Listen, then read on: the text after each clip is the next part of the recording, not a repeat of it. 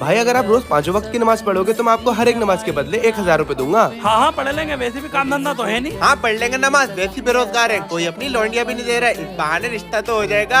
हाँ पढ़ लेंगे नमाज, वैसे भी नंबर कमा रहा है, इसलिए घर वाले पैसे भी नहीं दे रहा है, खर्चा पानी तो चल ही जाएगा। लेकिन अगर आपने एक भी नमाज छोड़ी तो आपको मुझे 1000 की जगह 5000 रूपए देने होंगे। हाँ मंजूर है। मैं तो 5 वक्त की पढ़ूंगा। मंजूर है। ये लो बेटा 1000, ये लिए 1000। शुक्रिया। पापा ऐसे तो ये पैसे के लिए नमाज पढ़ना है, अल्लाह के लिए नहीं। बेटा बस तू देखता जा। अलिफ लाम मीम ज़ालिकल किताबु। अंदर आ जाओ। भाई हम लोग आपका सारा पैसा वापस करने आए हैं। क्यों, आप लोगों ने नमाज पढ़ना छोड़ दी क्या?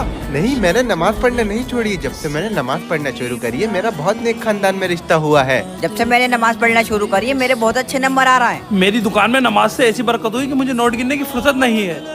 देखा बेटा, हर परेशानी का एक ही हल है, वो है नमाज।